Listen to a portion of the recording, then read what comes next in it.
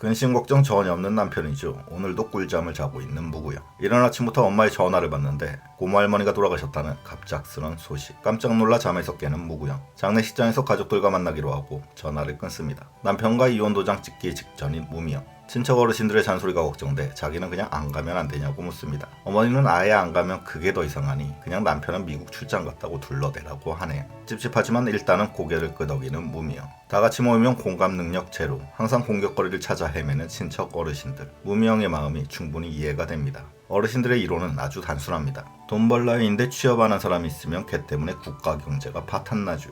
홍기 찾는데 결혼하는 사람 있으면 걔 때문에 인간 종족이 소멸되죠. 딸만 있고 아직 아들 없는 사람 있으면 아들 낳을 때까지 쿵짝쿵짝 해야 되죠. 아들이 있긴 한데 아직 애가 한 명이면 최소 둘은 낳을 때까지 쿵짝쿵짝 해야 되죠. 행여나 이혼한 사람이라도 있으면 그것은 남북 분단보다 더 큰 재앙, 엄청난 잔소리. 그래서 무명이 저런 걱정을 할 만도 합니다. 넥타이를 메고 있는 무구형. 임산부는 상가집 가는 거 아니라고 자기 혼자 다녀오겠다고 하네요. 가서 임신 사실을 알리겠다는 무구형한테 그러지 말아달라는 민사리. 상가집처럼 많이 모인 자리에서 임신 사실을 얘기하는 게 자기는 좀 그렇다고 합니다.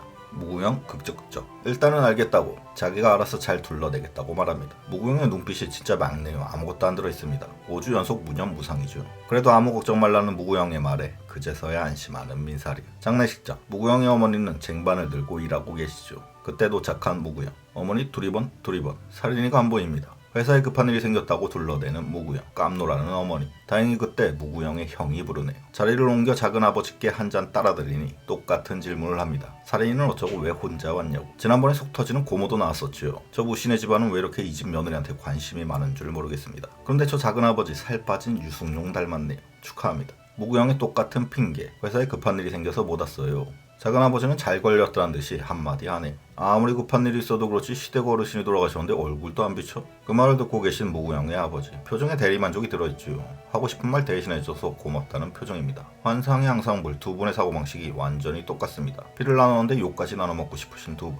당황하는 무구형을 대신해 어머니가 대신 쉴드를 쳐주네요. 바쁘면 제가 오지 말라고 그랬어요. 얼굴 한 번도 못 뵌 분인데요 뭐. 그 말을 들은 작은 아버지의 잔소리 장면. 뭐라고 길게 떠드는데 요약하면 너무 잘해주니까 며느리가 그러는 거다. 애도 없는데 왜 못 오냐. 와서 일손도 와야지. 여밀추. 여기 빌런 한 명 추가요. 빌런이 넘쳐나는 집안이네요. 그럼 그렇게 형수님한테 따박따박 따지듯이 말하는 건 맞는 겁니까? 쓸데없는 조언은 잔소리 뻘소리 헛소리. 특히 내용까지 이상하면 그건 미친 소리. 무슨 자문위원 요청한 것도 아닌데 왜 이렇게 남의 집안일에 관심이 많으실까요? 꼭 파출부 맡겨놓은 것처럼 얘기합니다. 여기는 인력사무소도 아니고 며느리는 일하러 시집온 것도 아니고 시댁 상갓집에서 일손을 돕는 사람은 더더욱 아닙니다. 행여나 며느리가 왔다고 쳐도 너무 앉아있기만 해도 눈치 보이니 며느리가 자발적으로 일어나서 일손을 도우려고 하면 얘야 앉아있어라. 멀리 오느라 고생했으니 영원히 그 엉덩이를 떼지 말고 앉아서 쉬어라. 육개장은 넘쳐나니 마음껏 먹되 3M 양면 테이프 발라놓은 것처럼 그 자리에서 편히 쉬고 마음으로 애도의 뜻만 함께 나누면 된다. 이런 식으로 시댁이 며느리를 오히려 더 챙겨줘야 하는 거 아닙니까?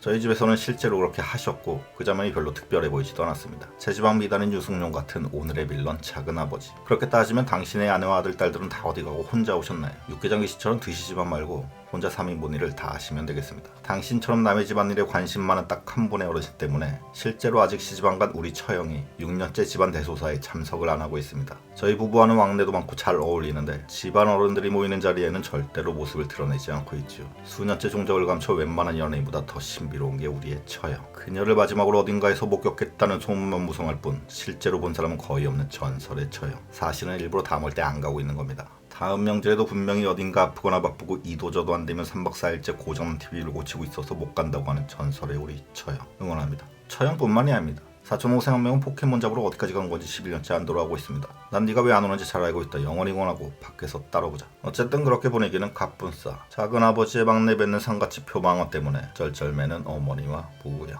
그 시각 꾸벅꾸벅 졸고 있는 민사리. 시어머니 전화를 받는데 임신 사실을 다 알고 계시네요. 축하한다고 합니다. 겁나게 좋아하는 시어머니. 반대로 겁나게 당황하는 민사리. 분명 말하지 말라고 했는데 술에 취해 들어온 무구형한테 왜 말했냐고 물으니 그냥 그렇게 됐다고 합니다. 무구형도 어쩔 수 없었겠죠. 살인이가 그렇게 욕먹는 것보다는 그냥 임신 사실을 말하는 게 나았을 겁니다. 순진무구 눈빛 맞고내 없는 무구형이지만 이번에는 약속을 지킬 수 없었던 게 이해가 됩니다. 어쨌든 이로써 모두가 다 알게 됐네요. 아주버님께 축하 카톡이 오고 아가씨에게도 카톡이 옵니다. 그동안 심란한 마음에 누구에게도 얘기할 수 없었지만 이제는 공개적인 임산부가 된 민사리. 축하 카톡을 받고 나니 싱숭생숭. 이렇게 임신을 받아들이는 마음에 한 발짝 다가섭니다. 어머니 과일 깎고 계시는데 배고픈 무명 뒤늦게 밥 먹으러 나왔습니다. 무명 만난 김치찌개 밥 말아 먹는데 아버지가 나와서 한마디 하시네요. 살인이가 임신한 거 축하만 해주면 되는데 괜히 미영이한테 불똥이 튑니다. 자식들 다 잘 살았으면 얼마나 좋아. 그냥 좀 참고 애 낳고 살다 보면 다 지나갈 일인데. 김치찌개는 끓이고 나서 시간이 지나야 더 맛있다. 저 시간에 먹는 저 김치찌개가 얼마나 귀한 것인데 소화 안 되게 그러시면 안 되지요. 딸 자식이 개차반 남편을 못 견디고 그래도 살아보겠다고 이혼을 하는데 그럼 평생 참으면서 불행하게 살라는 말씀이시네요. 그게 자식한테 할 말입니까? 애 낳으면 다 해결이 됩니까? 맞아도 참고 살아야 되는 겁니까? 물론 이혼이 쉬운 일은 아니지만 그럼에도 불구하고 그 선택을 할 수밖에 없었던 딸의 마음은 왜 모르실까요? 오히려 애 생기기 전에 이혼, 만세를 부를 일 아닌가요? 다행이고 이제 안심이다 위로를 해줘야 될 아버지가 이게 무슨 김치찌개에 오뚜기 케첩 뿌리는 소리입니까? 부모의 자격도 없는 소리. 즐거운 야식 다 망친 무명 결국 못 메어서 내려놓네. 무명 절대 재결합하지 말고 애 낳을 생각은 더더욱 하지도 말고 부디 성공적인 이혼을 기원합니다. 그리고 고기만 다 건져 먹은 거 나는 알고 있다.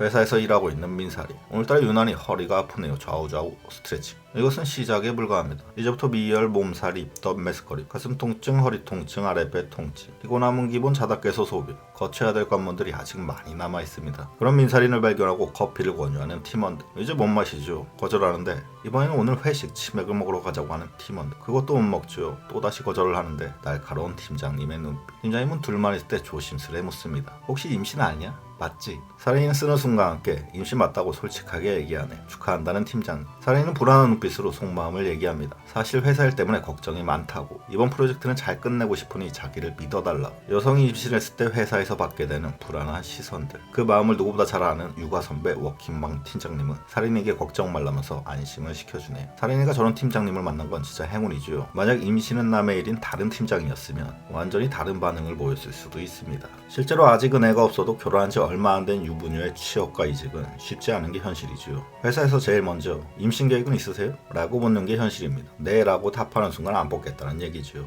남편이 성불구라 영원히 안 서서 임신은 절대 불가능하다고 해도 될까 말까한 면접일 만큼 여성의 회사 일에 임신이라는 페널티는 너무나도 큽니다. 그 말을 들은 정신 나간 임원이 그럼 남편이 진짜 성불구라는 고자증명서를 제출하라고 할 수도 있을 정도로 회사가 여성의 임신에 대해 느끼는 부담이 아주 큰 게 현실이죠. 다행히 민사이는 든든한 팀장님 때문에 일단은 한시름 났습니다. 닥쳐올 고난들이 아직 한가득이긴 하지만요. 나이키 조던 에어맥스 시리즈를 사기로 마음먹으면 다음날부터 나이키 신발 신는 사람들만 보이죠. 퇴근한 민사리. 오늘따라 유독 어린아이들과 엄마들이 눈에 많이 띕니다. 남의 일이라고만 생각하고 지나쳤지만 이제는 몇 년 뒤 나의 미래. 그 마음은 무구형도 똑같다고 하네요. 이제 아이들을 보면 많은 생각이 든다는 무구형. 그렇게 부부는 조금씩 이제 진짜 부모가 된다는 걸 실감하고 느끼고 받아들이고 있습니다. 그날 밤 둘은 아이의 태명을 짓기로 합니다. 무구형의 머릿속에서 나온 건 복덩이야 행복이. 평범한 남편, 평범한 내임. 복덩이 행복이 그 다음에는 소망이, 사랑이, 햇님이, 튼튼이 뭐 이런 걸 떠올렸을 거라 예상합니다. 그런데 민서이는 뜻밖의 태명을 떠올리니 열무.